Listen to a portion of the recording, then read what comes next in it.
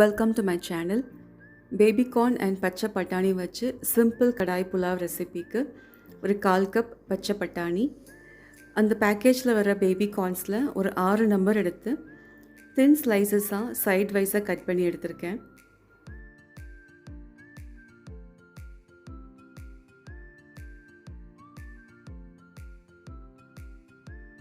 நாலு பச்சை மிளகாய். இந்த ரைஸ்க்கு இந்த மிளகாவோட காரம் மட்டும்தான், ஸோ நமக்கு அதிகமாக வேணால் சேர்த்துக்கலாம். அது போக 2 பட்டை, 4 ஏலக்காய், 5 கிராம்பு, 2 ஸ்டார் அனீஸ், ஒரு பிரியாணி இலை.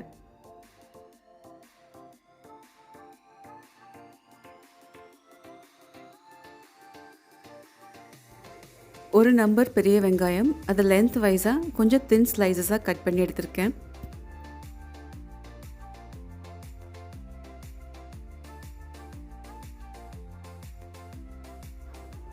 பச்சை பட்டாணியும் பேபி கார்ன்ஸையும் ப்ரெஷர் பேனில் சேர்த்துட்டு அதுக்கு ஏற்ற அளவுக்கு தண்ணி சேர்த்து உப்பு போட்டு ஒரு விசில் வரைக்கும் வேக வச்சு எடுத்துக்க போகிறேன். ஸோ நம்ம டேரெக்டாக கடாயில் சேர்த்து செய்யும் போது அந்த டேஸ்ட் நல்லாயிருக்கும். இது கொஞ்சம் க்ரன்ச்சியாக இருக்கும்.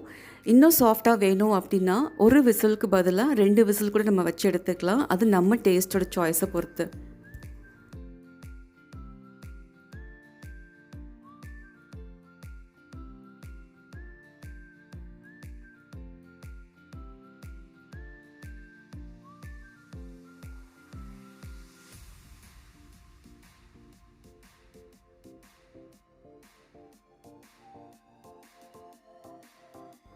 ஃபர்ஸ்ட் விசில் வந்ததுமே நான் ஸ்டவ்வை ஆஃப் பண்ணிவிட்டு குக்கரையுமே எடுத்து நான் கீழே வச்சுட்டு போகிறேன். இந்த புலாவ் பண்ணுறதுக்கு நான் பாஸ்மதி ரைஸ் தான் யூஸ் பண்ணுறேன். அதோட ஃப்ளேவர் இந்த புலாவுக்கு ரொம்ப சூட்டபுளாக இருக்கும், டேஸ்ட்டுமே நல்லாயிருக்கும்.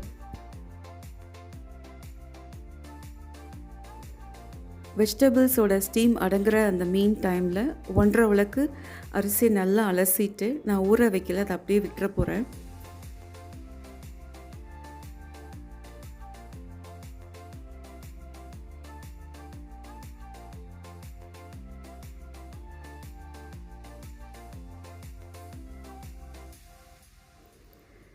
எந்த உலக்கில் நான் அரிசி அளந்து போட்டேனோ அதே உலக்கில் 2 உலக்கு தண்ணி சேர்க்குறேன்.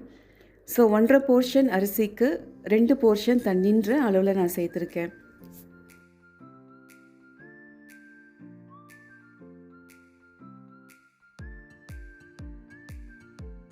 இந்த அரிசி உதிரியாக வரணுன்றதுக்காக ஒரு ஸ்பூன் ரிஃபைண்ட் ஆயில் இல்லை கடலெண்ணெய் எதுனாலும் சேர்த்துக்கலாம்.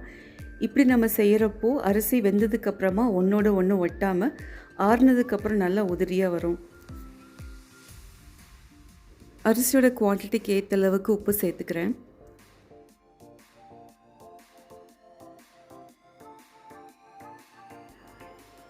நல்லா உப்பு கலக்கிற மாதிரி மிக்ஸ் பண்ணி விட்டுட்டு மூடி போட்டு ஒரு 2 விசில் வரைக்கும் நான் மீடியம் ஃப்ளேமில் வச்சு குக் பண்ணிக்கிறேன். 2 விசில் வந்தாச்சு. ஸ்டவ்வை ஆஃப் பண்ணிவிட்டு நான் குக்கரையுமே எடுத்து கீழே வச்சுட்டு போகிறேன்.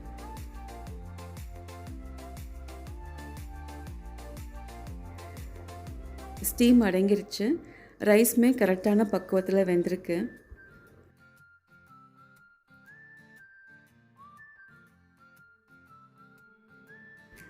இந்த ஃபுல் ரெசிபியுமே பட்டரில் தான் நான் செய்கிறேன்.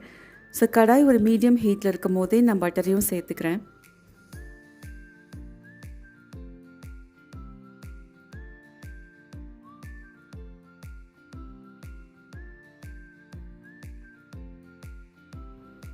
வெண்ணெய் சேர்த்து அது நல்லா உருக ஆரம்பிக்கிற டைமில் ஹோல் ஸ்பைசஸையும் சேர்த்துக்கலாம். பட்டர் சீக்கிரமே உருகி ஒரு முருகின ஸ்டேஜுக்கு போயிடும். அதுக்கு முந்தின ஸ்டேஜ்லேயே நமக்கு என்ன சேர்க்கணுமோ அது எல்லாத்தையும் சேர்த்துட்டா டேஸ்ட் நல்லாயிருக்கும்.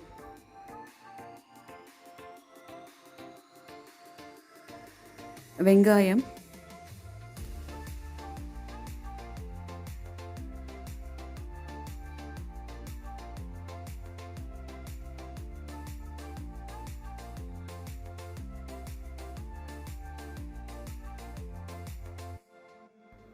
கொஞ்சம் கேஷ்யூ நட் சேர்த்துக்கிறேன். நம்ம சாப்பிட்றப்போ அந்த கேஷ்யூ நட் டேஸ்ட் நல்லாயிருக்கும்.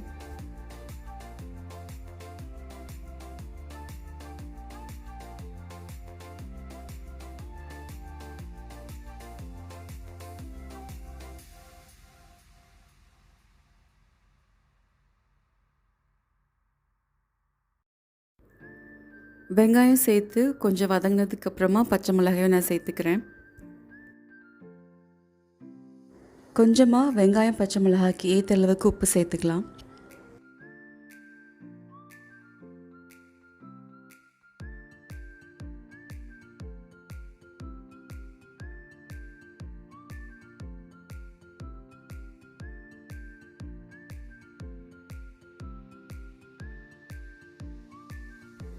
வெங்காயம் பச்சை மிளகாய் எல்லாமே ஓரளவுக்கு வதங்கிருச்சு.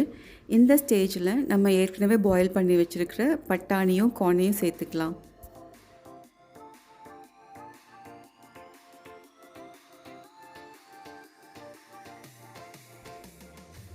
கார்னில் பட்டாணியில் ஏற்கனவே சேர்த்துருக்கிற ஹோல் ஸ்பைசஸோட எசன்ஸ் சேர்கிற அளவுக்கு லைட்டாக வதக்கி எடுத்துக்கணும். ஸோ எல்லாம் ஒன்றா பிளெண்ட் ஆகி வர்றப்போ ஒரு நல்ல ஸ்மெல் வரும். அந்த டைமில் நம்ம வேக வச்சுருக்கிற அரிசியும் சேர்த்து ஒன்றா கலந்துக்கலாம். வேக வச்ச சாதம் சேர்த்துட்டு அடுப்பை நான் சிம்மில் மாற்றிக்கிறேன். ஸோ ஹை ஃப்ளேமில் வச்சு குக் பண்ணுறப்போ அரிசி சீக்கிரமே பாத்திரத்தில் ஒட்ட ஆரம்பிக்கும். அதை அவாய்ட் பண்ணுறதுக்காக தான்.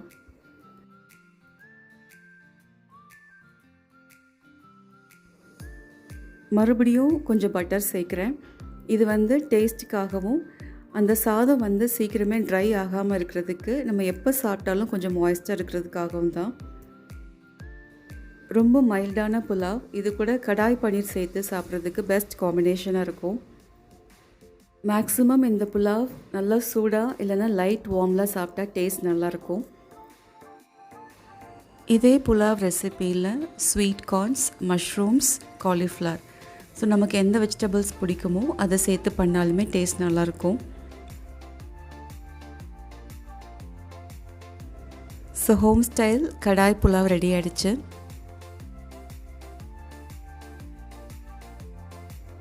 தேங்க்யூ. Happy food.